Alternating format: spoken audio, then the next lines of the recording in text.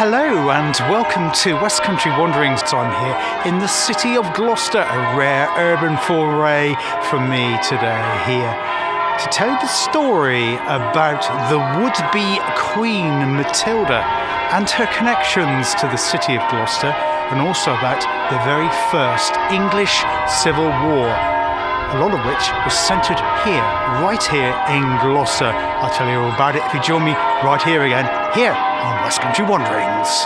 I'm currently at the bottom end of Westgate Street in Gloucester, one of the four main arms or crosses that make up the city centre. Eastgate, Southgate, and you won't be surprised that Northgate make up the other three, centred on the cross. Layout like that since Roman times. A lot of them follow either Roma roads or parts of the original Roman walls. Westgate Street leads down to the River Severn, and there was an important bridge, Westgate Bridge, which was many years the main road in and out, and the main way to get into and out of South Wales as well. But that's not what our story is about here today. So who was Matilda? We need to cast our eyes back to 1102. Yes, my memory doesn't go back that far either. But Matilda was the daughter of King Henry I of England. In fact, she was born and grew up in Normandy, not in England. But she has connections to Gloucester, or later she did, and that's why our story is centred around Gloucester, because of the Normandy connection, how it came across the channel. Now, when her brother died, I think it was around 1120, it meant that she was the sole heir to King Henry's fortune. So when he abdicated or died, it meant that she would become Queen of England. But it was unprecedented for there to be a Queen of England at that time, going back to 1120. However, there were a few others. One of them I can't pronounce, I think going back to 637. I'll put the name in the one I found of that. She was a previous queen, so it wasn't solely unprecedented, but there was a lot of opposition for her to become queen because they wanted another king as a ruler of England.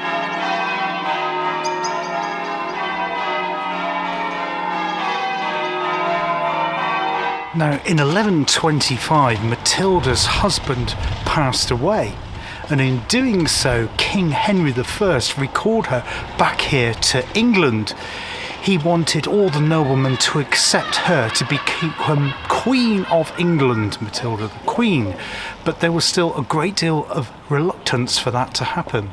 In 1127, she married again. She married Geoffrey of Anjou, and from Geoffrey of Anjou she had 3 sons, one of which you'll definitely have heard of, and he plays a vital role in our story going forward. In 1135, King Henry I passed away, and immediately the cousin of Matilda, one Stephen Blois, B-L-O-I-S, immediately proclaimed himself to be King of England. However, that wasn't the end of the matter, and Matilda's fan base weren't going to go and let things off lightly. Now, the church and the nobility supported Stephen Blois to become King of England. However, Matilda had 2 important supporters. Her half-brother, who was known as Robert of Gloucester, because of his marriage, and we'll come on to the Gloucester connection and how he got that entitlement to be called Robert of Gloucester, because it is quite interesting. And also the cousin, who was from Scotland, David of Scotland. Both Matilda and Robert came from Normandy and landed across the English Channel, arriving at Arundel, its famous castle there in West Sussex, in September of 1139. As they did so, England descended into its very first civil war, sometimes known as the Anarchy, to avoid confusion with what we later now know as the Civil War, later on the 1600s. But this one was the very first one, which means effectively we had 2 English civil wars. So before we look at the First English Civil War, the anarchy, let's take a step back and have a look at this Gloucester connection here to Matilda and how come he was called Robert of Gloucester. Sometimes he was known as Robert Rufus, while he was known as Robert Rufus, or sometimes Robert of Kyneton because he was from Normandy. But the connection comes because of his wife. His wife was called Mabel Fitzrobert. Yes, another Robert, but that was in her surname, so yeah, it's a little bit confusing. She was born in Gloucestershire in 1100. Whereabouts in Gloucestershire? Well, nobody seems to know, but she was certainly a very, very wealthy person.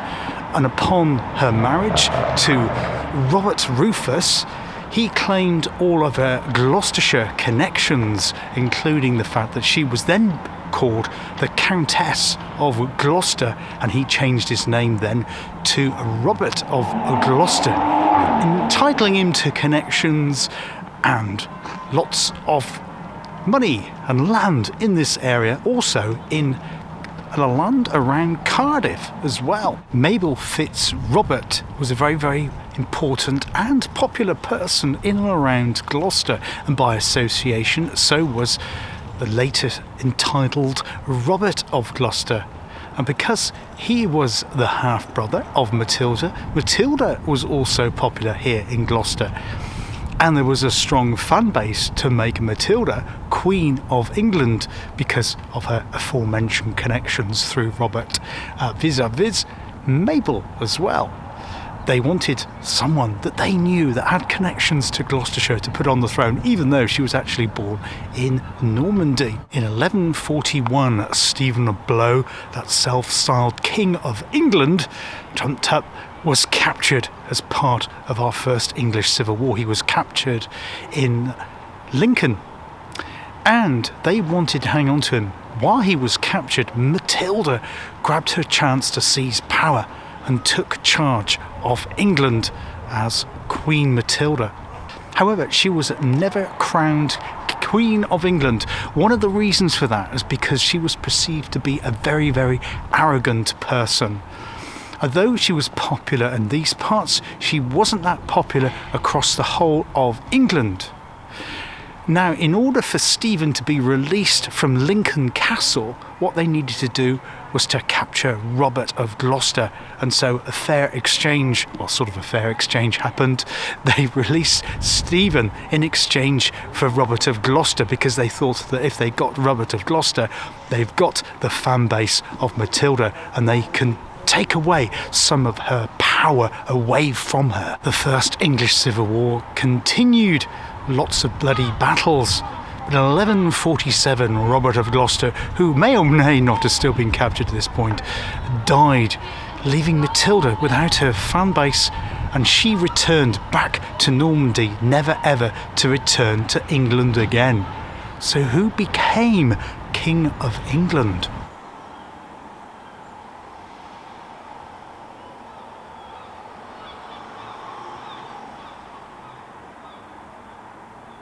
In 1153, Stephen Blois' brother Eustace died. Following on from that was the Treaty of Wallingford. Wallingford is a small town in Oxfordshire, which I did visit briefly in a previous video. I remember seeing a plaque there about the Treaty of Wallingford. Anyway, in that treaty, it was agreed that the successor to Stephen of Blois would be Matilda's son, Henry, and he was crowned King of England in 1154. Yes, becoming Henry II.